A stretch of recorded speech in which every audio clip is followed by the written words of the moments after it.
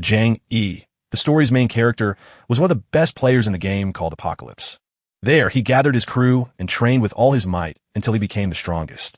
Years later, he finally stood at the last step before crushing the final boss. Alongside his team, they finally killed the last dragon, and Jang Yi got the very last piece of the legendary Dragon Blood Scroll. Just as he thought he'd won everything and the scroll would make him the ultimate champion, everything crashed down on him because his best friend and girlfriend stabbed him in the back, snatched the scroll, and left him for dead. Mukin's blow struck Jang Yi hard, draining 32 million life points from him. The system has confirmed that Jang Yi is dead, and there is no hope for him to come back to life. Let's dive into the backstory of this false reality. It's the world of Apocalypse, a virtual game built by top designers over 5 years and billions of dollars. In a future where alien monsters tore through wormholes and twisted humans and animals into strange new forms, a game began. If you didn't play the game, the system would kill you and turn you into a mindless NPC, so everyone had to join just to stay alive. But once the open beta started, players ran into a serious problem. They got stuck in the game and could never log out. After 8 years trapped in the wasteland, Jang Yi still couldn't forgive the betrayal. Suddenly, he opens his eyes in the dark, only to find he's been reborn back to August 28th, 2025, right before the game launches. He's completely stuck because the game hasn't even been invented yet. Soon, he realizes he must have traveled back to a time before the game was even announced. Jang Yi is so determined to make Muin face the consequences that he's ready to take his own life. He jumps onto the computer, realizing he must hunt for divine talent cards scattered across the globe before the game starts, because these rare cards unlock unique powers that can only be found in the real world. Sky Fortune Group dropped 10 special talent cards hidden all over the world, waiting to be found. Knowing from his past that the first card is on the top floor of Jinmao, the tallest shopping building in Linhai City, Jang Yi heads straight up. Without waiting, he dashes to that spot, and, just as he hoped, discovers the card right where he thought it would be. But just as he reaches for it, a hand grabs his arm and yanks him back. Liu Chenze, the young boss and heir to the city's biggest property empire, insists that both the building and the card are his to keep. Jang Yi ignores the warning and steps toward the card, but Liu Cheng quickly surrounds him with guards, ready to teach him a harsh lesson for trying to take something that isn't his. Jang Yi darts forward, his gaze fixed tight on the card. Liu Cheng shouts for his guards to fire, sending bullets straight at Jang Yi, but he leaps aside just in time. He dashes forward like an arrow, perfectly timing his move to grab the card the moment the game begins. As he spots the card, he springs up and snatches it out of the air. Liu Cheng screams out a warning, begging him not to take the card. Just as Jang Yi clutches the card, Liu Cheng fires a shot right at him. A bullet speeds toward him, but right before it strikes, time stops and the metal hangs frozen mere centimeters from his face as the world freezes at exactly 12 o'clock and the game starts over. A familiar panel pops up before him, asking if he's ready to step into the Apocalypse game. He nods without even thinking and suddenly vanishes, appearing somewhere else in an instant. While this is happening, players all over the globe are being sucked into the virtual world. Jang Yi gets whisked away to a familiar spot from his past life, the very place where the game began. His eyes spot a glowing, divine-level talent card, and he walks straight toward it. Just as he reaches to grab it, feathers drift down from the sky, and a tiny spirit suddenly shows up. The spirit stepped forward and told him, "I am the guardian of this very system." Right as Jang Yi's panel reveals, he's got a rare divine talent card and a powerful skill called Copy that lets him steal other players' talents. He also finds out this trick takes a long 1-hour break before he can use it again. Jang Yi must pick just one path: become an elf, a beast, or a human. In a past life, he picked the human race just to boost his prestige income by 20%, a crucial need for surviving the Apocalypse game. But he isn't sure which race to choose this time. The tiny spirit suddenly sees something secret hiding inside him. The spirit pulls out the Dragon Blood Scroll that Jang Yi received in his past life, surprising him. Mian's wanted item still ended up with Jang Yi. Suddenly, a roar jolts him out of his thoughts, and there stands a dragon. Jang Yi spins around to find a giant triangular door standing open, a secret dragon camp that unlocked itself for him thanks to his Dragon Blood Scroll. He's puzzled by this strange group he's never met, but he still chooses to touch the scroll and open the door. As he steps forward, he suddenly snaps to reality in a loud, noisy crowd of players talking about the game. Jang Yi opens his control panel to check his stats and finds an incredibly powerful exclusive passive skill called Dragon Race. Jang Yi has a secret power called Inferno Dragon Flame that, on rare occasions, summons a fiery dragon to blast all nearby foes with damage nearly as strong as a legendary skill. Now, Kangi has to figure out how to use his special power. So he has to track down someone to copy his work and try it out. Jang Yi rushes toward the noises from the ruined carriage, only to stop and notice a bald man comforting another. Jang Yi acts clever by sneaking close, and when the other guy brushes his hand off, Jang Yi quickly apologizes for thinking he's the wrong person so he can get close enough to use his special power. The system cheers him on for his success and rewards him with the epic treasure hunter talent, letting him spot hidden riches within a 500-meter radius. Jang Yi's face lights up with joy because she has been given an epic level talent. Just then, an announcement came through, greeting the player to a world of apocalypse. In this moment, a man stares at the computer screen and keeps making his announcement, urging the players to have fun while calling them his warriors. Once he finishes speaking, a secret smirk curls the corner of his lips.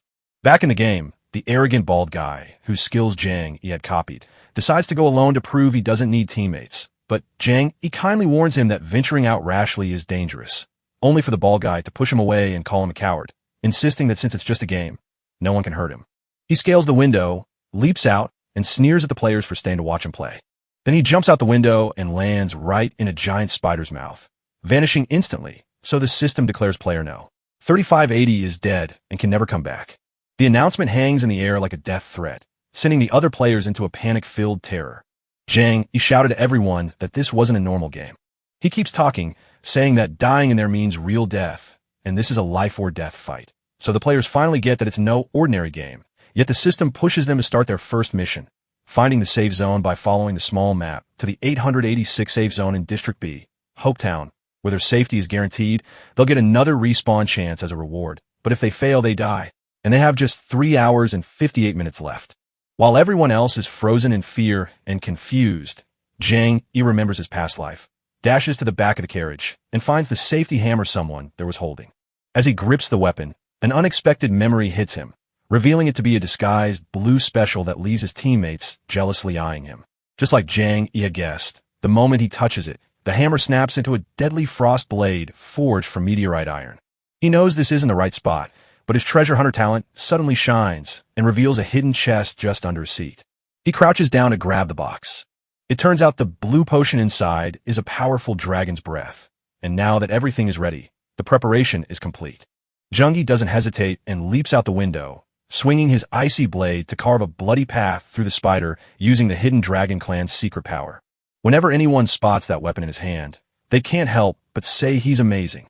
Even with a legendary weapon in hand, they must fight hard to survive while surrounded by so many spiders. Jang, he doesn't mind the spiders and keeps working, but he knows that humans only make things worse by drawing even more of them out. The players at the respawn point think Jang Yi is looking for death, but she actually wants to bring even more spiders. As the spiders close in all around him, he freezes instantly, pulls out the dragon breath potion, and gets ready to let these monsters feel its fiery power. Instead of taking a sip, he hurls it right at the monsters.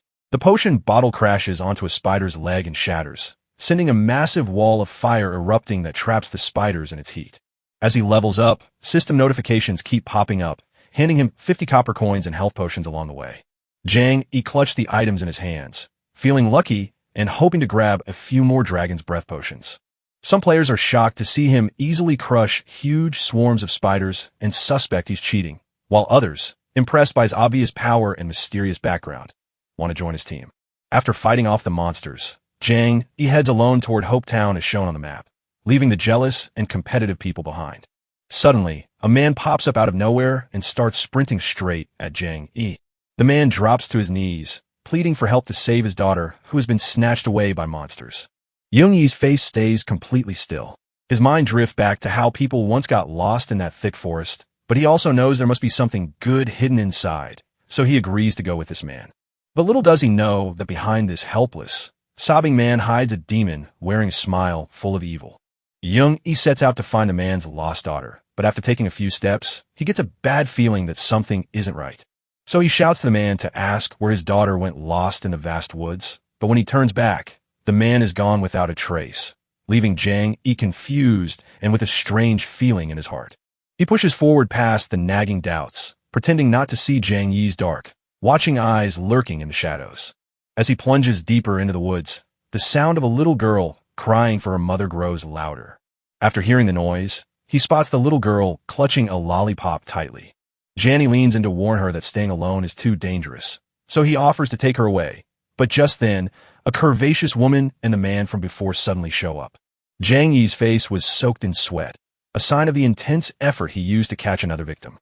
Kang Yi feels a scary vibe coming from that woman, but the system's announcement steals his focus. A secret mission to save a little girl from the Dark Forest and bring her to Hope Town within 59 minutes, where the reward is Talia's ring and there is no penalty for failing. Jung Yi's mind wanders back to the Dark Forest where past teams stumbled upon this secret challenge. And since the huge rewards and experience points made other players jealous, he can't let this chance slip by, so he accepts the mission without a second thought. She licks her lips, unable to stop herself from craving the scent of the human. Suddenly, her body starts to change, and a hand with sharp claws reaches out. Before Jang Yi, there was a half-human spider who glowed with strange power, threatening them to be good or become her food, but the little girl just cried louder the spider's beautiful look. So Jang Yi stepped in front of her to protect her and promised to wait for his big brother to save her right away. After soothing her, he pulls out his icy blade and rushes at the spider demon. He swings his blade at her leg, but it bounces off as she laughs manically, proving that hitting her with physical force just doesn't work. She swings her deadly leg at Jang Yi, but he dodges the blow using his icy blade. As he slips back, a tiny spirit appears, her face filled with worry to tell him that the beauty spider is a level 20 boss he can't beat now, so he must give up and leave. Hearing this, Jang Yi looks at the little girl crying next to him and knows he won't let anyone escape alone. The little spirit bows its head just enough to give him a chance to survive for now. Something snaps inside him, making him refuse to let fear decide his fate, so he surges forward at blinding speed, his eyes locked on the monster with pure intent to end it. Staring at the level 20 boss, he recalls finding a hidden treasure chest on the World Channel in his past life, and wonders if that skill book is the key to beating it. Thinking about it, he instantly taps into his treasure hunter talent, and a burst of golden light sparks in his eyes. The treasure chest sits by the tree, but suddenly a beautiful spider drops down, spreading her legs to trap him in a tight squeeze. Jang Yi's quick moves save him, letting him step back just in time. If even one leg of the spider beauty had touched him, he would have died, so he must stay calm and watch out carefully no matter what happens. By watching his body language, the spider beauty knew her target wasn't her, but something else. Jang Yi somehow finds a way to quickly reach the treasure chest. The spider beauty spins around to see him opening the chest, but a lightning bolt blasts from her hand in a desperate strike that arrives far too late. Jung Yi had already cracked open the chest and found a hidden lightning skill, leaving him bursting with excitement. It throws lightning that bounces back and forth between enemies, dealing 200 magic damage to each one that dies, and the storm gets 10% stronger every time. Jang Yi keeps celebrating, but he doesn't know that Spider Beauty's henchmen are already surrounding him while she angrily gathers a lightning ball to tear him apart. Before a second could even pass, Jang Yi grabs the skill book and dives straight into its energy. A massive chain of lightning erupts from his palm, striking everyone nearby. The Spider Beauty's jaw dropped so low from fear that it almost hit the ground. Scary lightning, unleashed by mastering a secret move from a skill book, rains down to obliterate the woman's limbs, only for Jung Yi to smirk with dark satisfaction as she disappears. The system cheers Jenong on for finishing the secret quest and earning the poisonous Fong dagger, a deadly weapon crafted from spider fangs that drips poison damage worth 20 points every second onto any enemy it hits. Pressing forward, the little girl is happily led back to Hope Town by Jang Yi. The moment they step into Hope Town, familiar faces stare right at him, including Liu Cheng and his men. One of the men points at Jang Yi, reminding Liu Cheng that this is the very same guy who stole his divine talent card. Liu Cheng's face turned bright red. He ground his teeth and balled up his fists, then shouted for his men to keep a close watch on him. Jang Yi ignores the hateful stares, grips the little girl's hand, and steps into the bustling Hope Village, where the noise and energy never seem to stop even under the night sky. The little girl gazes at Jang Yi with pure innocence in her eyes and thanks him for bringing her safely home. Immediately after the little girl disappears, the system cheers for Jang Yi on finishing her secret job and getting a lucky ring from Talia that boosts her luck by 55 points. Jang Yi stares in awe at the golden ring on his hand, a lucky charm that boosts his fortune in a world where luck is as rare as gold, meaning better luck leads to better rewards. Even so, his focus snaps away to a voice that cuts through the silence, and he follows the sound. Watching a blacksmith work with such focus and boost his skills so often, Jang Yi couldn't help but wonder if he was using cheats, until the guy beside him explained that his special talent is simply for forging and enhancing. After working hard on the forge, the guy finally held a shining sword that impressed everyone. So Jengi was amazed and eager to try it out himself. He tapped the blacksmith on the shoulder, mastered the secret to making better gear, and saw his upgrade chances jump by half before raising his hammer to smash the dagger from level 2 all the way to level 5 in a flash. With this incredible talent, he never has to worry about upgrading his gear later, and it could even turn into a great business for him, leaving everyone around him stunned to see him wielding such a powerful, epic weapon. They all know that plus 15 is incredibly rare, and it's truly an epic tier that leaves them staring in disbelief, their faces a mix of envy and wonder. Suddenly, sweat streams down his face, and his vision blurs as he gasps for air, unable to hear the crowd around him. So a tiny spirit warns him that his energy is nearly gone and pushes him to find a tavern to rest before leveling up outside the city, all while someone watches him from a hidden corner. Jiang Wei effortlessly locates a tavern, a special spot where players can rest and get ready for the next fight. He steps inside, drops a gold coin on the desk, and asks the receptionist for a room. As he walked toward his room, he stumbled on a conversation where a man bragged about finding a legendary weapon in the dark forest after finishing a secret quest, and while the girl called it incredible luck, he thought that luck is just power waiting to be grabbed. Later, he lay on his tavern bed, staring up at the ceiling, dreaming of hitting level 20 so fast so he could unlock powerful new skills. Once you hit level 20, you pick a new job from 7 choices like the knight, berserker, assassin, mage, archer, priest, or beast tamer. And since your past life ended in death, you now look at each role with a burning hunger for revenge in your eyes. The next morning, he steps out of the inn and wanders into the woods until he suddenly stops, senses someone nearby, and challenges them to stop hiding and show themselves. As we push through the thick bushes, we stumbled upon a group of people emerging from the shadows, all under the command of Lu Cheng. Lu Cheng, she smirks, declaring him lucky for the final time before daring him to run once more and test his fortune. Before he could react, Lu Cheng's aggressive men surged forward to attack him. Jiang calmly raised his hand to unleash a lightning bolt, feeling sure that this was the perfect moment to show off his new lightning chain skill. But strangely, the lightning fades and then disappears completely. Xianji freezes in terror, fearing that he has finally been silenced forever. Suddenly, a cloaked stranger appears beside Luan's, the very one who stole his powers, leaving Jiang in sheer panic while Lu Cheng coldly tells him to make his peace with it. Before anyone can react, a guy from their group lunges at Jiang with a punch, only to find him standing his ground while wearing a mysterious smirk. The entire group stares in shock, realizing he's taking no harm and his gear is too strong for them to hurt him. Lu Cheng grumbles and pulls out his weapon. It's a shining blue weapon that's been boosted all the way to level 115. It's just a bow, yet as he fires, one arrow explodes into thousands. But he doesn't even flinch. Scratches marred his face, yet he wore a smug grin as over 100 arrows had finally triggered his win. A simple trigger summons a massive red dragon with huge wings that roars so loudly it shakes the whole area, freezing the terrified group in place before the beast unleashes a terrifying combination of area attacks and blazing flames on them. In a flash, the Lu Cheng group vanishes, leaving behind just some gear, and Jin grins as he grabs Cheng's weapon to instantly reach level 20 with their new points and loot. He just grabbed a blue-quality silver moonbow that's boosted to level 115, and when he fires it, the arrows split into 100 pieces that rain down like meteors. Finally, the system cheers him on for hitting level 20 and lets him jump into main game to hunt down a job change officer and begin his trial. At the Hope Village's magical fountain that brings players back to life, Lu Chenze and his team arrive right after anyone who dies is instantly revived there. Right now, Jiang wanders around happily looking at the moonbow he just got. Lu Cheng's face turns red with fury, and he vows that he will wait his turn to settle the score someday. Right now, Jiang is playing on Cloud 9, so he ignores him and strides straight to the main gate to find the NPC who lets players change their class. Once he gets there, he tells the NPC that he wants to change his class. The NPC lifts up a single hand. Suddenly, a red vortex opens up and reveals the class change palace. The moment he walks in, it's as if he's suddenly teleported to a different place. He stands in a strange new land, surrounded by 7 people who each represent a different way to survive the end of the world.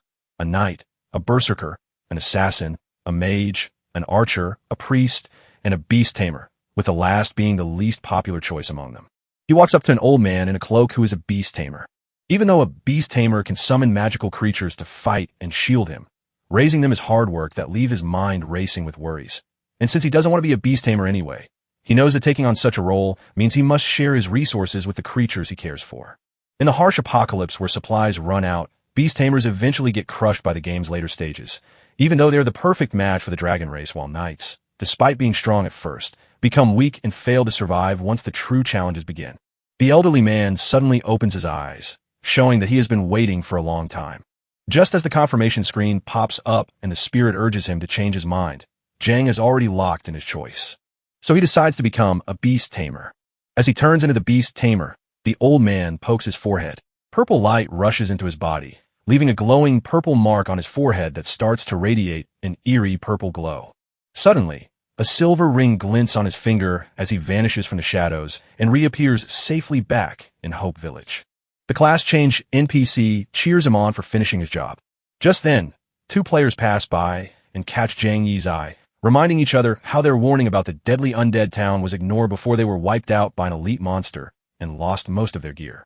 Hearing that, his interest grew, bringing back memories of the undead town and the first dungeon he once cleared in his past life. So he gathered a team with Van that, thanks to his past experience, would kill the boss in just minutes.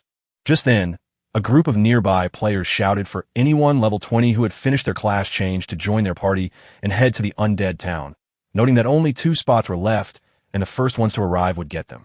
A cloaked girl steps forward and asks if there is room for her. When he spots the beautiful mage, he gives her a warm welcome. Jang Yi sees his chance and steps forward, ready to join in. The guy sneered at Jang Yi, thinking he was just a clumsy mage compared to the beast tamer he had only recently become. Because they were 1 player short, he let him do it.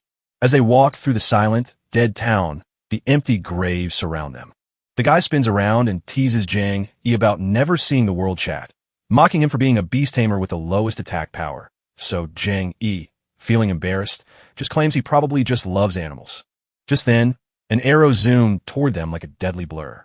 The girl in the cloak and Jang Yi react just in time to dodge the arrow, which crashes harmlessly into the ground. The entire group gets ready as the enemies charge to attack. Suddenly, hundreds of skeletons rise up from the graves all around the group. One of the men swings his sword, cutting the skeletons right in half. Suddenly, 2 skeletons attack him from behind while the cloaked girl strips away her hood, grips her weapon tight, and throws fireballs using her magical skill. Flames burst up from the ground, swallowing the skeleton's whole, but suddenly one jumps out from behind to press a dagger against the girl's throat, catching her completely off guard. As Jang Yi watched, the ring on his hand glowed purple with the exact same light the beast tamer's representative had given him. Countless black crows began to appear. The crows caw so loudly that everyone gets scared, standing amidst bolts of purple lightning from Jang Yi's crow summoning skill that deals 50 points of magical damage to disrupt and attack his opponent. The crows keep hitting the skeleton with scary lightning to burn and freeze it, and Jang Yi grabs this chance to rush forward and easily slice off its head. The girl is amazed by his power and tries to thank him, but Jang Yi yanks her hand and drags her toward the others running away because the undead will come back to life any second now, and they have to get out fast. As they dash forward to reach the ancient castle, Jang Yi tells everyone that the boss is inside, so the knights will protect the girl and him while the others deal damage from behind and stay away from the boss's dangerous second phase spells. The guy who welcomed them into the group now finds it a little suspicious that Jang Yi knows so much about this. But Jung Yi chuckles nervously and claims it's just experience from his past games. After talking it over, Jang Yi steps up to lead the way toward the castle gate, while the rest of the group spots the dangerous poison fang dagger and immediately checks its special powers. The robed man stares in disbelief at the newbie wielding an epic dagger, his mind racing with doubts until his evil side takes over, convinced they've found a hidden treasure. While everyone else was busy, Jang Yi slipped the castle gates open. They all step inside the dimly lit room, where glowing lamps surround a hidden throne lost in the shadows. The female mage hovers near Jang Yi out of caution, prompting him to warn everyone to stay close because things are about to get dangerous. Without a moment's delay, the rest of the group flash their scary smiles. With a loud thud, the castle door slams shut, leaving the female mage and Jang Yi shaking with fear. The players' voices echo through the door, urging them to stay quiet while the female mage shouts in fear. But Jang Yi knows they've walked into a trap where killer players plan to use the boss to eliminate them and steal all the rewards. But it's far too late now, and the sound of the moving chains clanking loudly fills the room. Right in front of them, smoke curls upward to show a huge building, and the boss has already arrived. Suddenly, a huge sharp piece of ice pops into the air and snatches the female mage's wrist. They scramble away from the spot, narrowly dodging the assault, the crushing ice, and crash to the ground, shattering into fragments. The female mage turns to see the wreckage, sighs with relief, and thanks Jang E for saving her, only for ice to suddenly shoot up from the ground beneath them. Before they could figure out, a massive level 30 necromancer with sharp fangs suddenly appeared right in front of them. He lifts his hands and calls two big ice balls from the sky, then uses them to smash the floating thing into pieces. Jangi panics because without a tank, they can't take the boss's damage. While she does this, the female mage presses her hand to the earth to draw a glowing purple circle of magic right into the ground. Spirits with dark purple eyes stepped out of the circle, leaving Jangi staring in pure shock. Seeing him so shocked, the girl explained that these undead soldiers were summoned by her own power, but since they couldn't last long, she needed to find a way to get them out safely. The undead soldiers merged to form a wall, and through the system, Jang E discovers a divine rank talent card that lets him summon apocalypse ghosts to fight for 5 minutes. As time ticks away and cracks spread across the barrier, he turns to the female mage and asks if she can buy them some time. With no other choice, Jang E unleashes his chain lightning to shock the boss, while the female mage shields him by hurling fiery magic and calling up more undead soldiers. As the zombie soldiers lunge at the boss with their weapons, Jang E suddenly notices a glowing gem at the leader's neck, which he realizes is the necromancer's power source and his biggest weakness. So he quickly calls out a flock of crows and snatches one by its leg to pull the gem away. As he soars higher, the air crackles with tension, and he leaps upward to drive his dagger hard into the boss. The boss screams in agony, but the gem on its collar is cracked. After that mighty blow, Jang E crashes to the ground as the system cheers his victory over the boss necromancer and boosts him to level 25. He even gets an epic radiant staff that you can use at level 30 to blast an icy wind at enemies within 100 meters, freezing them for 5 seconds and dealing 500 points of magic damage. Right after that, he passes the weapon to the female mage since it's made for her, while he, a beast tamer, wouldn't be able to use it himself. Outside the castle, the three traders think the players are likely dead because it's so quiet inside. After deciding to rush back into the castle for the loot, they reach the door, but Jang E kicks it so hard that it shatters open. All three men stood frozen in shock, their faces full of sadness at seeing those they thought were gone still alive. But one guy in a green robe is still too greedy, insisting that you must be exhausted after defeating the boss. So he lunges forward to strike them, clutching his weapon tightly. Jang E didn't even hesitate. He quickly threw his arm out to shield the girl. His eyes burned with rage as he demanded to know why they had betrayed their teammates. When he saw that dark grin, he felt Mu Chun looking back at him, the same man who once promised to stand by him forever, now just like him, turning on his own team. Jang E grabs the female mage's hand, and the moment his skin touches hers, her cheeks flush red. But while the man in the green robe swings his weapon, Jang E has already mastered the divine skill of summoning the undead. Under Jang E's feet, a magic circle appears, and to everyone's shock, he pulls the very necromancer he just beat right back inside. The necromancer freezes the three traders, and they slowly fade away until they are gone. The system declares that Han Wang, Weiyu, and you have fallen to the necromancer's power, with no hope of coming back. Suddenly, Jang Yi's vision blurs, sweat beads form on his forehead, and he faints to the floor, only for the girl to catch him before he hits the ground. Just before passing out, he caught a glimpse of the female mage's worried face, while a system message screamed that he was exhausted and had to find a place to rest immediately. He completely lost consciousness and dreamed of the system congratulating him for clearing the stage, with Jang E ranking second on the leaderboard. Memories rush back to Jang E in his dream, where little E sits on the sofa, complaining to his dad about boring toys and begging for a new game to keep him busy. His dad promises a brand new game if he can finally beat his high score. His face brightens with happiness. Then his father grabs his things and starts to walk away. Jang E watches his father walk away, feeling trapped in a game he might never get to play again. Inside the room, Jang E finally opens his eyes, only to find his head pounding with pain. While pouring water, he spots a letter on the table. He tears open the letter to find Yarohan inside, thanking him for saving her life. In her letter, she tells him that by the time he reads it, she'll already be gone searching for her brother, leaving behind a ring filled with useful items from those men in case he needs them later, trusting that fate will bring them together again. Jiang Wei holds the ring in his hand and whispers the mage's name over and over. After opening the character ring, Jiang Yi is shocked to see that these people have been killing so many players, with equipment of all different kinds scattered around. He takes a sip of water and sighs with relief, finally free from the burden of his gear, with only a magical beast left to face. He quietly studies the map in his mind, convinced that the foggy place to the north is the hidden tomb of the Dragon King, the only pre-level 40 dungeon that drops magical beasts. But this isn't an easy moment, especially since his teammates might turn out as unreliable as Ho Wang. The next morning, Young Yi walked through Hope Village, his mind busy searching for teammates he could truly trust.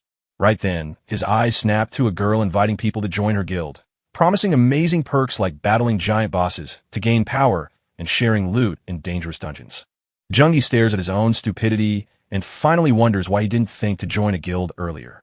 Back in his past life, he partnered with Muchin the moment the game started, only to forget that joining a guild is the smartest way to find strong teammates.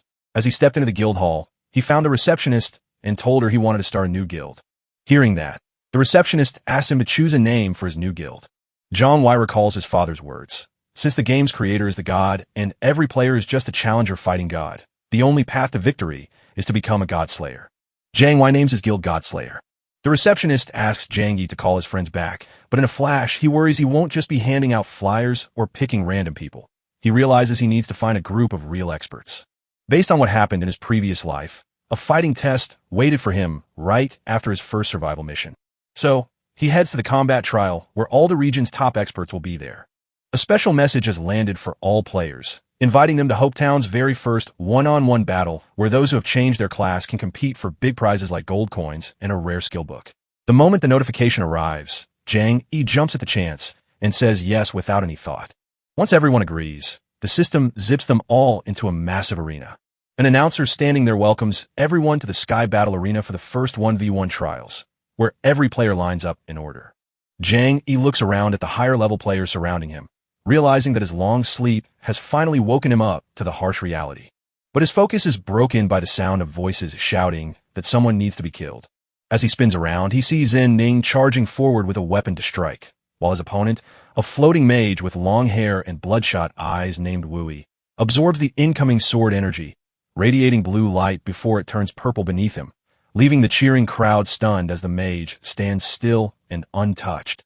Wuki unleashes his secret level 4 shadow imprisonment, trapping the enemy ahead in darkness, while dealing damage that grows stronger the longer they stay stuck. Frustrated by her humility, Jin Ning tries to buy his loss by offering $1 million right now, promising to credit his account instantly if he agrees. Holding $1 million now brings his past back, making him wish he'd had that same fortune back then to keep his company from going bankrupt. He sat quietly staring at the painting, and suddenly his heart sank. He looked at his daughter's painting and wished he had money so his family wouldn't be broken apart. He stood on the rooftop ledge, ready to end it all, until a familiar bell rang and offered him a way into the apocalypse. So with nowhere else to turn, he stepped into the game. He promises Jin Ning he will never lose or give up again, then suddenly points his hand at her, summons a lightning bolt, and sends her to her death. The system cheers for Wui after he beats Jin Ning and moves on. Right now, he scans the crowd, ready to take them all down, while Jiang Yi realizes this stranger is truly one of a kind. Alternatively, the first round of the duel trial is done with random pairings, so Jiang has been matched with a guy named Duanfeng and must now rush to his duel location before the clock runs out. Zheng Yi had seen this name before in his past life on the World Channel, and he knew he could walk through any tough dungeon alone, so bringing him to God would be a perfect win-win for Jiang Yi. At the N20 arena, Duanfeng, a level 35 knight, was already sitting there waiting. Jiang Yi goes crazy because the game has barely begun and the player is already way too strong. Duanfeng stands up with a 10-level advantage and lets Jiang Yi go first so it doesn't look like he is taking advantage of Jinan. Watching him act so arrogant, Jiang Yi gets annoyed and tells him to stop looking down on others because the winner hasn't been decided yet, and meanwhile, she calls upon a flock of crows. Duangfen reaches for his sword to honor Jiang's boldness, stepping into a defensive stance and activating his level 4 knight exclusive skill, Sword Guardian, which calls forth multiple sword souls that each absorb 500 damage and blast it back at the enemy, with more souls appearing as the skill grows stronger. Before Jiang Yi could even strike, Duanfang unleashed a deadly blow that bounced back from a sword guardian skill, draining 200 of his health in a perfect trap that turned a request to attack first into a devastating ambush. Concerned, he furrowed his brow as he realized that to hurt him, Duanfang had to shatter the 4 sword souls guarding him, each able to absorb only 500 blows before collapsing, which meant he would take a full 2,000 hits back that would wipe out his own 2,000 health points. And seeing him hesitate, Duanfang charged forward with his 4 swords blazing, shouting that Zhang, you must keep moving because standing still is how you get killed. So Zhang, he stepped back to block the strikes, knowing that if this standoff continued, he would lose, and thus he had to find a way to break those 4 sword souls. Suddenly, he recalls the gear he took from Wang's group, including a special undead suit that saves him from death on fatal hits by healing 10% of his health with a 25-hour cooldown. With no other choice, he quickly puts on the undead suit for its life-saving power and immediately dashes forward with his lightning chain skill. Though Duanfang can't help but wonder if Zhang, he has a death wish, since he's about to be struck down by his own sword soul before even getting a chance to attack due to his critically low health. He lifts his sword with a sneer, acting like the fight is already won. But little does he know that Zhang, he has secretly awakened an undead guardian power that will keep him from dying even when he takes fatal damage. Just like that, his sword took multiple hits, cracking apart piece by piece. Zhang, he boosts his strength right before he smashes the swords into pieces. Confused by what just happened, Duanfang tries to figure out, but in the chaos, Zhang, he stabs him with a poison dagger. At last, Zhang, he knocks out Duanfang and wins her spot in the next round. Zhang, he helps Duanfang stand, tells him he's incredibly strong, and suggests they team up to tackle a tough hidden dungeon in the North Town. Duanfang praised him back and said he'd think about joining his guild. Right now, I'm telling everyone they made it past the first round, so check the World Channel to see who are fighting next. The battle starts right now. A familiar cloaked figure steps onto the stage, and there she is, Yarahan, facing Wui. The crowd whispered that they wouldn't look down on her after she wiped her opponent out in the last round like it was nothing. Wui tells her there's no room for mercy in this fight, but Yarahan promises to give him everything he has. Outside the Sky Battle Arena, everyone gathers and yells at their partners to hurry up because the fight between the strongest mages has already begun. When he hears this, Zhang Yi realizes that bringing in the most powerful mage would be a huge win for both him and his guild.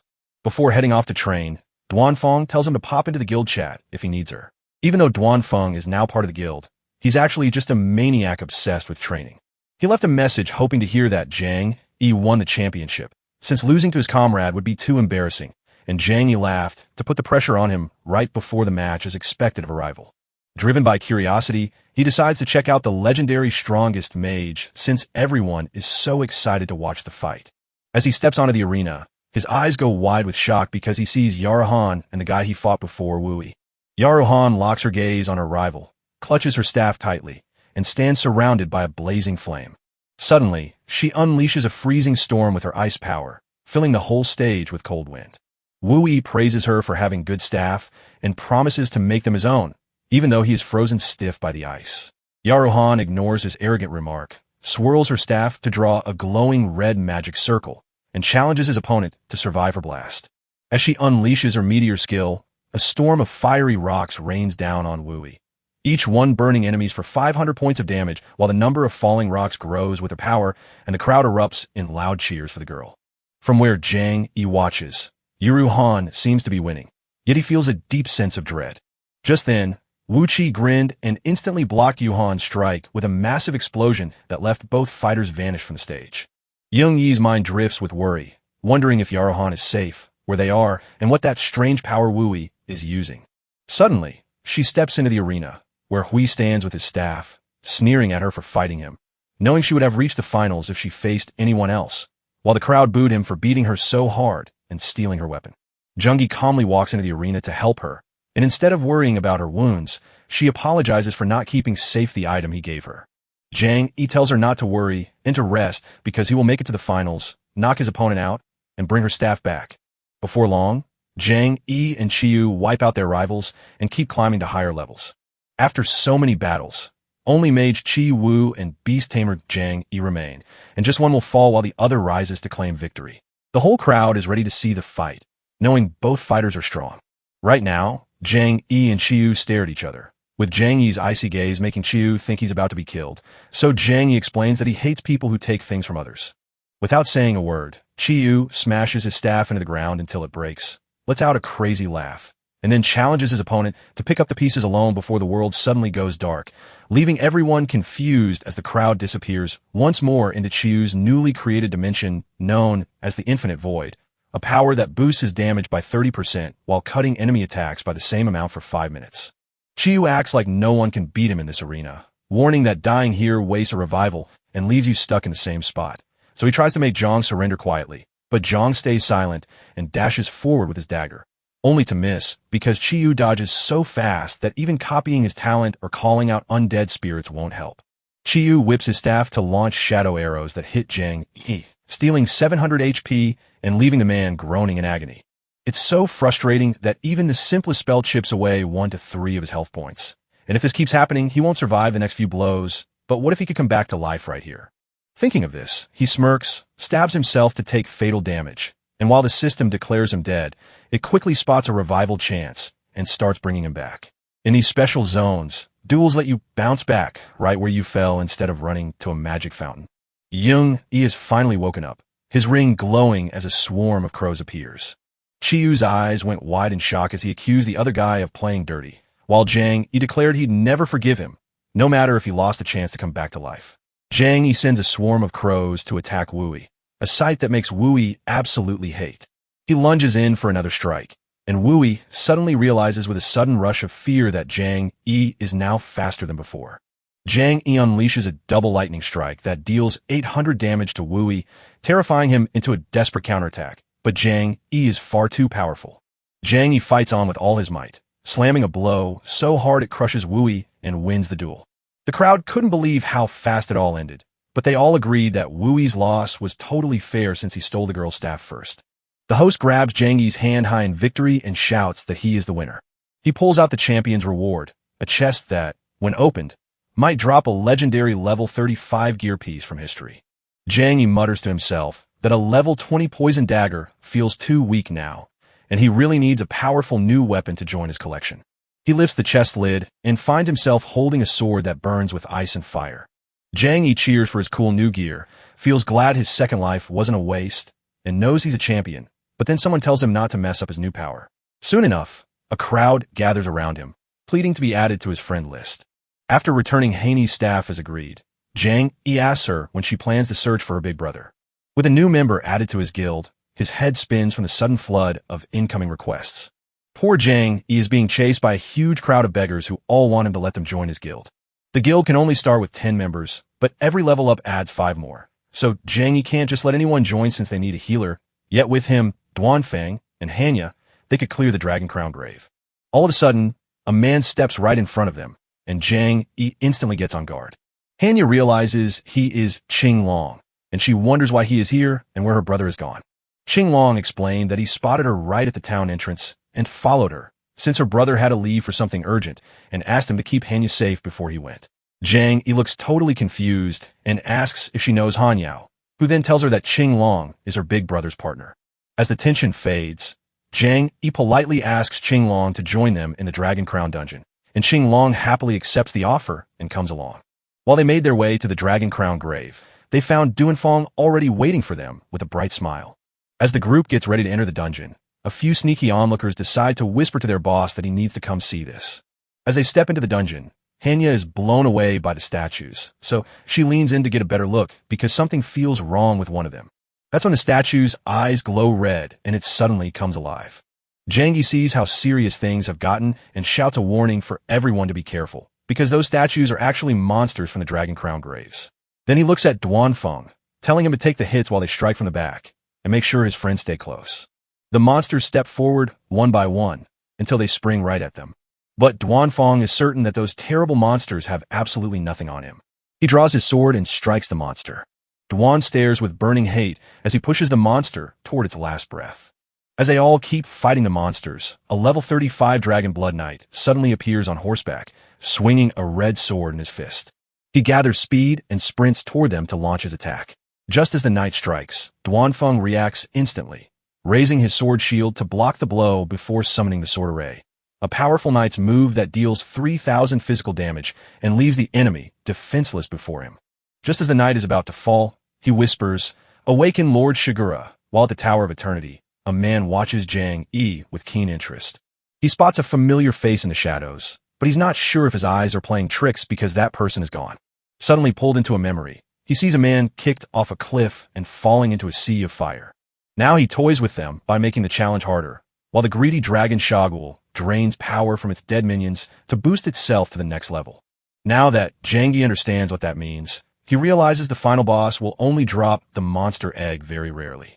With the second crown dragon's attacks draining their health faster than lightning, Jang Yi urges everyone to scatter and run far away before they're all lost. After that, he begged Danfeng to shield him with his sword, but the dragon's blow was far too powerful. Duanfeng realizes his sword soul can only block this one strike, leaving the dragon's next breath unguarded, but Jang Yi promises to handle the rest. As the dragon's fiery breath fades, Jang Yi shouts for his team to strike at the dragon crown's weak spot, its eyes. Qinglong fires his 4th level sleeping arrow to stun the dragon for 4 seconds and land a perfect hit on its crown, prompting Jang Yi to shout for an attack that will exploit this weak point and double the damage the dragon takes. Following Jang's lead, they all charge forward to strike it together. Hao freezes the greedy dragon Shigula with her ice windstorm spell, and Jinong delivers the killing blow to finally defeat the beast. Just as Jang Yi had guessed, the dragon dropped its loot, and his eyes lit up with pure excitement. Jin just asked for the egg, letting them have all the other gear. As Jang Yi reaches for the egg, intruders burst in to attack him, but Qinglong steps forward to take the blow, leaving Jang completely stunned that his friend would sacrifice himself for him. When asked why he stayed, Qinglong admitted he's just returning the favor for saving Hanya. But he also hinted that since he can come back to life, he'll be around to make sure Hanyu gets taken care of if he gets hurt. But Jang Yi shouts at them, asking why they'd stab him from behind. Lu Chongek steps forward with a sneer, reminding Jang Yi that the day his double payment warning came true has finally arrived. When Jang Yi sees Lu Chongza and his group, he is shocked but tells his friends this is a personal grudge they should leave to him. He slices his palm, spills his blood onto the dragon egg, and discovers in that moment that it holds the very blood of a dragon race. In a world where monsters roam, this rare beast uses his own blood to seal a pact with a dragon, causing an egg to hatch in a massive blast and reveal an adorable little dragon. Duanfeng stood there, wondering if those magical beasts, tamed by beast tamers, were truly as harmless and innocent as they looked. Lu Cheng laughs at the dragon, thinking it's harmless and easy to beat, but when the beast gets furious, those taunts bounce right back onto him. As soon as the dragon blasts a stream of fire, everyone freezes in shock because the heat is so fierce it melts anyone it touches right down to the bone. The leader sees that saving himself is the best choice and runs away. Then the little dragon hops onto Jang Yi's shoulder as they head out. Henya asks who they are, and Jang Yi guesses from their strange clothes that they must be from the rival camp, though he still can't figure out why they were following them. Henya is still confused about that odd symbol and what it stands for. Yung Yi's face darkens as if he wants to say something, but he can't find the words. Eventually, they head back to town. Qinglong is thrilled to finally meet the little dragon, but seeing how hot-tempered it is, he wisely decides not to mess with it. The system warns that since a player from Area 886 killed Shigura, the greedy dragon queen, the mighty gold skeleton king will soon appear in Hope Town as her revenge. Jang Yi remembers how his lone power once devastated half of Hope Town and killed 60% of its players, and now he thinks that if he could defeat the gold skeleton king to open the new Apocalypse Town, he might finally find Mu Chun. Instead, a servant brought 2 dragon eggs to his master, Mu Chun, and told him that in Area 886 they ran into a beast tamer who killed the dragon crown before them, and even signed a deal with the black dragon. When Mu Chun hears about Area 886, he instantly knows he's found what he's been searching for, so he quickly orders his servants to leave. He steps into a room where he can see a collection of more dragon eggs. The world boss, a golden skeleton god of death, comes down to take revenge for Shigura. The demon creature says it was busy earlier, but it has a plan to bury them all today. The demon calls out his tiny minions, and they glow with a strange, buzzing energy. As the townspeople of Hope Town gather, some shouting curses who brought this trouble, while others grab for the treasures. The system declares that everyone must defend their home from the invading Gold Skeleton King, promising big rewards to the top 3 players who deal the final blow. Just like before, except the prize is now based on how much damage you deal, where the biggest hitters get a shot at legendary gear, and Jang Yi realizes he has to move sooner than last time. He turns to his friends and stops them from panicking, reminding them that since the Gold Skeleton King moves so slowly, they just need to stay over 100 meters away and use long-range attacks to stay safe. Zhang Yi shouts for everyone to listen closely, for only by following his orders can they finally bring the monster down. He tells Duanfang to sneak close to the mobs while the others follow Zhang Yi to strike down the boss. Just then, the Gold Skeleton King sends his army of bone warriors to attack the town. As everyone clashes with the skeleton, one hero takes a nasty hit from its savage strike, but even as the team fights back with all their might, the skeletons are far too strong to defeat. While the others fight, Shou works to heal the man.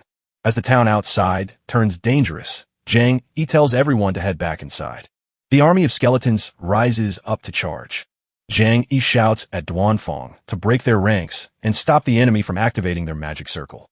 Duanfang lunges straight at the formation, slashing through them with his swords and unleashing his Blade Tempest skill to clear the way. Someone whispers to the clan leader that if the fight keeps going, all the rewards will go to the god hunters.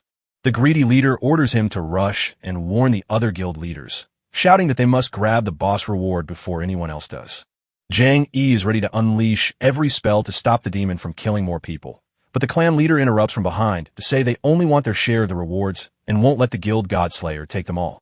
Hearing this nonsense, Zhang Yi can't believe what they're saying. Since they're both useless and a bother, he lets them take the reward themselves because the boss of the skeletons is right there. Meanwhile, the Skeleton King readies his gold form to strike, unleashing a massive attack. To Zhang Yi's shock, Xiao Yu, whom he thought was gone, suddenly appeared and stopped his attack with her glowing shield. She saw her team needed a healer, so she stepped up to fill the gap. Qing Long warns Hanya to be careful, but her left leg gets stuck, leaving her unable to move. Just as the Gold Skeleton King readies to strike again, someone steps forward to block the blow with their bare hands and tells Xiao to rest while they handle it. The Skeleton King bragged about his strength, but the man quietly drew his sword and dared the so-called Death God to prove his power. The man strikes, but the Skeleton King laughs it off like a mere tickle, proving the hit meant nothing. But the man just laughs, saying he's only beginning, then goes wild and starts losing 1% of his health every second to get a 10% boost to his strength, making him far more dangerous. He lunges forward with a wild, crazy swing that strikes the Skeleton King right in the chest, blasting away 3,000 of its health. Even as the Skeleton King takes some damage, he just roars in fury, promising revenge with a wild swing of his huge weapon. The man grabs his weapon tight and jumps into the air to fight back. Zhang Yi sees the man draining his own health to get stronger, but with so little left, a single mistake could kill him. The Skeleton King lunges at the man with everything he has, convinced that this final, furious blow will finally kill him. But much to its surprise, the damage only chips away a single point of health. The man's special power awakens, shielding him from all harm for a minute, so that even fierce attacks feel like mere tickles he can easily shrug off. Furious, the Skeleton King charges in with a deadly slash, but his blade bounces off without hurting anyone. Zhang Yi watches the man take every hit without getting a single scratch, realizing just how strong he really is. With his health fading low, the Skeleton King stops his attacks to rest. Seeing his opening, the man leaps in for a final combined strike and knocks out the Skeleton King all by himself. The Skeleton King tosses down a glowing level 40 legendary ring that adds 10 points to every stat and grows even stronger by 50% each time a player falls to its deadly power. Zhang Yi warns that this cursed ring is dangerous and could cause serious trouble if a wicked player gets their hands on it. Zhang Yi thanks the man for his help, but he admits he did it only for Xia Ru. Just then, Henio rushes up to give him a big hug and call him Big Brother, and that is the moment Zhang Yi knows she has finally found the brother Xia Ru was looking for. He patted her hand to say he was okay before slipping the Undead ring into her palm. The system then shouts that player 886 stopped the Golden Skeleton King's invasion and unlocked a brand new city called Pacha City. The older brother waves goodbye to everyone, telling them to take their rewards since this place is now just a memory. They all gather their rewards: the Golden Town Soul Armor, the Golden Belt, the Deadly P-Gold Bow, and the Golden Capes. Zhang Yi gets golden boots that make him super strong and twice as fast for 20 seconds, but he has to wait 3 minutes before he can use them again. The big win and the new city opening have brought him one step closer to finding Muchun, while the group marvels at their brand new weapons. As they approach the edge of Pashao City, it felt like a strange new world compared to Hope Town, leaving Qing Long feeling uneasy and Hanyu overwhelmed by the huge buildings. A massive demon tower with 100 floors towers over them, and only those brave enough to conquer it may climb the Ion Tower. Zhang Yi remembers his past life, spent surviving the apocalypse for 8 years, only making it to the 50th floor where the monsters were fierce, but the treasures were worth the risk since better loot waited higher up. Shang-Yi can't help but wonder how powerful the Ion Tower really is, especially with the man watching her from the top floor as she whispers that the true game has finally begun, while below her, a frantic crowd argues and rushes through the streets, terrified that the Demon Tower will seal before they can escape. Zhang Yi tells his friends that the Demon Tower only opens every 7 days, so since they have no other missions, they should grab reward from the lower floors before it closes, and everyone agrees as he casually puts his hand on Hanya's brother's shoulder to invite him along. Of course, he's just using this as a reason to steal his god-level talent, the Undying Body. Since the Demon Tower is a solo challenge, they agree to split up for now and regroup afterward. True to form, Duanfang charges right in without any hesitation, knowing it's just a training zone. The team steps into the tower and begins working their way up, clearing each floor one at a time. Once Zhang Yi crosses the 5th floor, he levels up to 40 and gets some rewards, feeling confident that a few more floors won't be hard to clear, while on the 7th floor, a voice from the shadows growls that someone is interrupting his meal. That voice comes from Sha, a level 55 demon warrior who once led the failed invasion of Pashao City and is now trapped inside the Demon Tower. Zhang Yi spots a strange mistake. Shan should be guarding the 15th floor, not the 7th, so she knows she has to be extra careful. Shan lunges at Zhang Yi, yet the black dragon's fiery breath hits him with no effect. Zhang Yi quickly sees that he can't win this fight. Shan's attacks have grown much stronger than before. The tower was about to shut down in just 10 seconds, and with Zhang Yi's health almost gone, he stood firm, pointed his sword at Shan, and dared him to attack, only for Shan to rush forward right as the timer hit 0 and the tower vanished, instantly teleporting Zhang Yi away. Back outside, Zhang Yi lets out a relieved breath, realizing just how dangerous those monsters were inside, and he's lucky his timing was perfect, or he'd be dead by now. Hanya worries her brother is missing, but Qinglong and Zhang Yi calm her down by saying he's off on his own, with Zhang Yi insisting he's strong enough to handle himself even though Hanya still looks very worried. Suddenly, the system shouts out a brand new special mission, a guild war in the Source City where every major guild is invited to join, and the first big battle will happen in Energy City, leaving Hanyao wondering what that teleportation device reward will do. Zhang Yi says this item is one of the game's best treasures. While it won't help you fight, placing it in the right spot lets you earn massive money by teleporting people, and he realizes it will help him find Muchin much faster. He tells everyone to rest for now because in 4 hours they'll need to get ready for the guild war. Then he asks Qinglong and Xiaoyu if they'd like to join his guild because it needs more people. Both agreed, but up on the 8th floor of the Demon Tower, Haniar's brother was still stuck there long after the tower closed, so he noticed a shadowy figure and demanded they show themselves, only for a man with a weapon to rush forward with a warning. "You shouldn't have come here," the man mumbles, claiming that anyone who trespasses must die. The big brother asks if the man is a player, guardian, or NPC, but the man rejects all three and dashes forward to slash his throat as he soars into the sky. Just as the older brother triggers his immortality power, he freezes in place the instant he realizes it's a god-tier talent. The man offers a deal, showing his bad mood, and says if the big brother promises to keep today's secret, he'll let him go. In exchange, he promises to share a secret about the end of the world. He warns that the end times will soon bring a disaster no one can survive, but he stops speaking to tell Big Brother he has said all he can and that the rest must be discovered on his own. Before stepping away, the Big Brother asks how he can get out, and the man answers that the tower won't open again for 7 days. As sweat trickled down, Big Brother saw the god-ranked talent stop and began to worry that the looming catastrophe might be real, while Kangi met with his guild, urged them to head to the Source City with renewed determination, and everyone grew eager for what came next. In the Source City, players don't lose their revival chance or gear when they die, only giving up 20% of the crystals gathered there during this 4-hour event, while guilds climb the crystal ranking list that gets updated periodically. Crystal stays in one spot, but keeps appearing right where the boss guards hang out. Chang'e calls everyone together to talk about their plan. He tells his team that since they are outnumbered, they must keep an eye on nearby areas so that teammates can rush in to help whenever someone is attacked. Zhang Yi shouts for the group to scatter and go their separate ways. Everyone finds their spot and gets into position. Everyone is fighting different creatures with fierce intensity. Zhang Yi sits in the 3rd spot at the water crystal mine. The system announces the guild rankings, showing Disdain Heroes Guild in 1st place with 20 members and 10,600 crystals, followed by Hunt Gods Guild with 5 members and 3,000 crystals, and Promise Gate Guild in 3rd with 10 members and 4,600 crystals, all 5 of whom are currently holding a rank 3 water crystal mine that they need to expand to climb higher.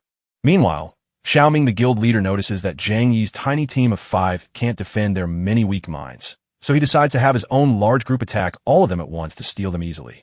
Xiaoping shouts at his team to charge forward. They strike at Hanyu's mine and manage to grab her. Xiaoping orders his teammates to kill her. Zhang Yi is busy battling monsters on his side, when suddenly he gets a warning that Hanyu Ro is in trouble. He spins around and runs away from the monster to keep Hanyu safe. And then the monster strikes him from behind. But Xia Hai, the black dragon pet, stands ready and blasts fire to block the strike. Zhang Yi grabs his golden boots and steps away to let Xia take over, rushing off to lend a hand to Hanyu. The system flashes a warning that Zhang has activated his gold boots skill, doubling his speed for 20 seconds as he races toward Hanyu. Xiao Feng presses a sharp knife against Hanyu's throat and sneers that it's a shame such a pretty face is wasted on a loser, then asks why she claims to have friends when nobody has shown up to save her. Hearing a noise behind him, Feng turns to see Zhang Yi coming and instantly tells his men to catch him. But as they attack, Zhang Yi dashes right past them, knocking everyone aside. He stands before Feng and calls him shameless for attacking a lone girl with his whole team, while Feng yells at Zhang, demanding to know who thinks he has the right to teach them a lesson for daring to harm his people. Fia Ming roars with anger, screaming that Zhang Yi must die for messing with his plans. Fia Ming charges at Zhang Yi, but Zhang Yi closes the gap like a bullet, sword in hand, leaving Fia Ming shocked as he realizes his fate is to be cut down by Zhang Yi's blade. As Zhang Yi defeats Feng, a message flashes across the screen announcing his victory and the 50 crystals he has now gained. Zhang Yi turns to Hanyu to check if she is okay, and she reassures him that she is fine because he showed up just in time. Soon after, the hero guild leader Situan walks up to Zhang Yi and Hanyu, clapping and teasingly saying that a hero is saving a beauty. Shu Yin smirks as he greets Hanyu, saying he never thought he'd see her again.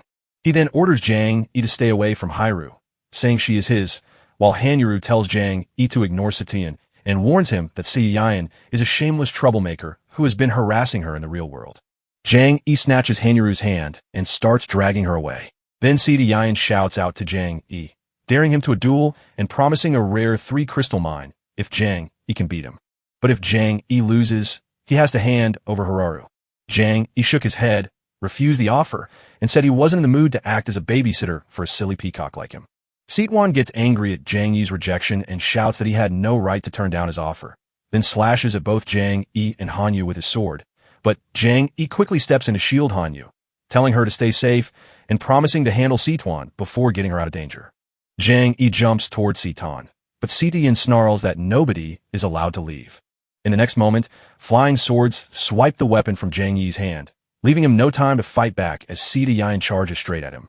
In just a few seconds, So Tu Yin slashes Zhang Yi with his sword and claims he has the legendary talent to back it up. Hanyu shouts Zhang Yi's name, but suddenly a violet blue glow wraps around him as he reveals he has a god-level skill. In the city streets, the battle between Zhang Yi and Sitian begins. Suin swings his glowing blue sword and hits Zhang Yi. Zhang Yi grabs the blade, holding it back just enough to save his shoulder from being pierced. Sitian stares in shock at what she just saw. Zhang Yi dares him to try again, claiming that if his legendary talent is truly real, he should step up and prove it. In the blink of an eye, Zhang Yi yanks the sword off his shoulder and sweeps it away, leaving Situan stunned and convinced it must be some trick, so he screams for his guild members to rush out and kill him. Zhang Yi challenges Situan, asking if sneaking an ambush counts as the fair fight he promised. Sitian screams at Zhang Yi, demanding that he kill him right now. The members of the group leap into the air and circle around Zhang Yi, trying to grab him. Zhang Yi was panicking about running out of crystals, but he suddenly realized that this situation was actually perfect for him. He wraps himself in a shield of violet blue energy to stop their attacks.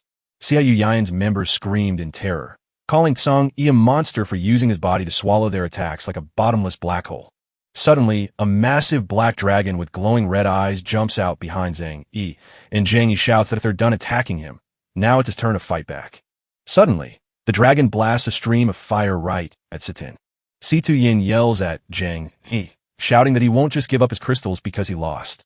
Zhang Yi punches Situ Yin, knocking him out for good. A message appeared announcing that Zhang Yi had slain S2 Yin and earned 100 crystals, while Zhang Yi smirked, noting that Sitian had never stuck to his promises. Yao steps out and asks Yaru what happened and if everyone is okay. Yaru calms her down by saying everyone is safe and reveals that just now, the Promise Gate and Disdain Heroes guilds were beaten up by Zhang Yi. After a while, they check where they stand in their guild. Jang Yi shouts that with just 30 minutes left, the only way to beat the Disdain Heroes Guild is for someone skilled to use long-range attacks and snatch all their spots. Hanyaru steps up and tells Qing Long to give it a try, since he's a pro archer. Qing Long apologizes, admitting he doesn't think he can do it. He remembers losing the archery finals over and over again, failing hard even when he tried his best. He remembers the cruel words calling him weak and useless, and deep inside, Qing Long admits that maybe he just isn't meant to shoot arrows. Jang Yi puts his hand on Qing Long's shoulder, telling him he's the greatest archer he's ever seen with perfect aim, just like when he saved everyone at the Dragon Crown Grave. Even that tough spot, he still managed to hit the dragon's eye spots perfectly. Compared to that, those disdainful heroes and guild members will look like easy targets for him to shoot. Qing Long nods, promising to give it his all. The crowd goes wild as Qing Long scales the roof, lines up a shot at C2 Yin and C2 Yan's group, and looses an arrow. Seiyu Yin stands with his team, proud of wanting to show off to Hanyu, but shocked that a kid stole his spotlight, only for a teammate to comfort him by promising that once they take first place, Hanyu will learn who is truly stronger, while another notes that the contest is almost done and their opponents can't catch up to their crystal count. Suddenly, an arrow shot by Qing Long hits Su Yan's shoulder, making him groan in pain, and then he gets so angry at seeing Qing Long that he screams to know who did it.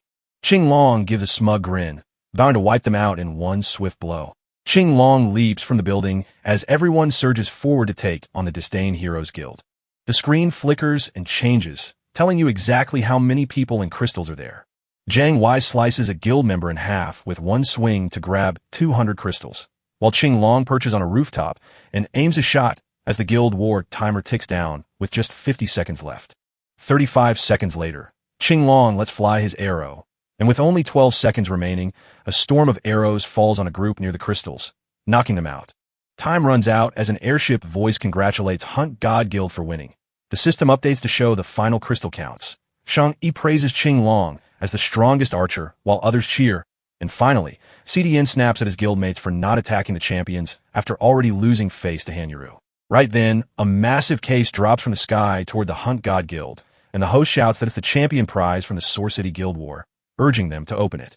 When they lift the lid, they discover a bunch of handy gadgets inside. Jungi grabs a teleportation gadget, hoping it'll make hopping between places way easier. CDN steps up to Jang Yi to warn him to stay careful at the alien race event, since God's guilds have already spotted him and his life is about to get very hard. With that, Situan turned and walked away, leaving Hanaru curious to ask Jang Yi about the alien race and God's guilds, and though Jang Yi admitted he didn't know for sure, he guessed it might be connected to the black-robed figures that showed up at the Dragon Crown Grave. As night drops down, Jang Yi strolls down the carved hallway toward his guild mates, not noticing a purple-haired girl watching him from behind the wall. As she walked, the purple-haired girl deliberately bumps into Hanyu, gives a rude apology, and tells her to move aside. As she acts, her assassin skills let her quietly snatch a ring from Hanyaru's inventory. Qing Long yells at the purple-haired girl to watch her step after she bumps into Hanyu, making Hanyu glare at her with suspicion before she realizes her ring is gone and tells Jang that a thief has stolen the ring her brother gave her. As the girl with purple hair takes off running, Jang Yi shouts for Qing Long to give chase. But the girl scrambles up to a nearby roof, flashes a smile at them, and then vanishes. Qing Long asks Jang Yi if he caught the thief, but she shakes her head and says she used a teleporter to escape to Moonlight City. Qing Long wonders if Moonlight City belongs to another kind of people, and Jang Yi confirms it, saying they must check out the city because the mysterious god C2 Yin might be connected to this alien group. Jang Yi remembers that boosting the dragon race's skills needs prestige from all three camps. Only 9 folks can use the alien race's special points, and he also spots a chance to learn more about Muqian in the new city. Jang Yi turns to Qing Long and Hanyaru to say they'll stay with the group in case Hanyaru's brother shows up and can't find them. So Hanyaru nods and tells him to be careful, while Qing Long promises to keep Hanyaru safe. Jang Yi tweaks the teleportation device so he can jump back instantly if trouble starts. He steps inside the machine, tells the uniformed man to teleport him to the alien moon city, and the man nods in agreement. In Moonlight City, Jang Yi gets a message that he's been teleported there, but it costs him 100 gold coins. He grumbles to himself about the steep teleportation price, and just like that, 100 gold coins vanish from his pocket. As he strolls through the city, a sudden scream for help breaks the silence, and he quickly realizes that even in the late hours of Moonlight City, danger is always lurking. Hearing the noise, he sees three men bullying a helpless girl leaning against the wall, and when she begs them to stop, they just laugh and threaten her. So when one man raises his sword to strike, Jang Yi leaps in to stand between them and the girl, prompting the man to roar and demand to know who he is and what will happen if he gets hurt. Without a second's thought, Jang Yi slashes the man with his sword, shouting that they had no right to bully a little girl. The hit knocks the man off his feet, and in a panic, he shouts for the other two to flee, admitting that Jang Yi is way stronger than them. As the men run away, Jang Yi turns to the trembling girl and asks why they were chasing her, and she nervously confesses that she only killed a boss for them, but now they've been hunting her down ever since. Jang Yi questions them about who they are and why they act so arrogant. The girl explains that they belong to the Gods Guild, and everyone in Moonlight City is too scared to mess with them. Jang Yi puts the pieces together, realizing those men belong to the Gods Guild and wear the same strange outfits as the shadowy figures he once saw at the Dragon's Crown grave. After talking, Jang Yi wants to go home and warns the girl it's too dangerous for her to be out this late, but she stops him and asks him not to leave. So when he turns around to ask why she's following him, she hesitantly admits she's scared those men will come after her again. Jang Yi gives a small wave, silently asking her to follow him. She nods and promises not to be a weight on him, knowing the streets so well that she can help out whenever he needs it. Jang Yi takes her to a hotel and books 2 rooms. He walks her safely to her room, heads back to his own, and lies down at last, letting the long day finally unwind. That night, while he slept peacefully, a little girl slipped into his room with a knife, ready to grab his 10,000 gold coins. She slashes at Jang Yi, but he easily steps aside, leaving the half-asleep girl scoffing to herself and wondering how he'll dodge her next move. But Jang Yi jolts awake and slaps her hard, thinking she is Mu Chun and shouting that she has betrayed him. The girl winced in pain and clutched her face. Jang Yi instantly spots that the girl in his room isn't Mu Chun, but the one he brought in earlier, so he asks why she's there, and she innocently claims she ran away because she was scared a nightmare about men chasing her. Jang Yi sighs and pulls her onto the bed, where he promises to keep watch so she can rest without worry. As the girl rests beside him, Jang Yi watches her every move, wondering what trick she might be using to slowly pull him closer. The next morning, Jang Yi and the little girl stood outside the Moonlight Church in the city. Jang Yi questions the girl on whether she is certain the Gods Guild members are inside, and she confirms it, admitting she secretly followed them but lost their trail once they stepped into the church. Just then, Mu Chan steps out from behind them, eyes fixed on the little girl, and reaches out to grab her arm. Suddenly, Jang Yi spun around, snatched Mu Chen's wrist, and realized who he was. Mu Chan stares in shock, then shouts at Jang Yi, demanding to know who he is and how he knows his name. Jang Yi shuts his eyes to steady himself, then calmly pulls a lunch from his bag and tosses it at Myun's face while coldly stating that Myun isn't worthy of knowing his name. Mu Chun crashes down onto the ground, smashing one of the tents flat. The people of Moonlight City stare in stunned silence as one whispers that the man who always punched others is finally getting his own nose broken, while another laughs that the tables have finally turned. Myukin grits his teeth and snaps at Jang Yi, demanding to know who he is and if he's truly crazy enough to want to die. The little girl jumps in to warn Jang Yi that Mu Chun is a local boss and tells him not to push his luck. Jang Yi answers that Mu Chun is the one he's been waiting to bring down. He looks at Mu Chun, wondering how fate brought the very man he once betrayed and now bullies to stand before him for this final fight. The system announces that Mu Chun has activated stealth, and Myun steps forward with his weapon drawn, declaring he will kill Jang Yi for trespassing on his turf. Jang Yi realizes the assassin is using a special trick that makes them vanish completely so they can attack from the shadows. He feels Mu Chun coming, yet the killer strikes first and slashes Jang Yi's face, drawing blood. Flashbacks of painful memories flood Jang Yi's mind as he recognizes the move. This is the same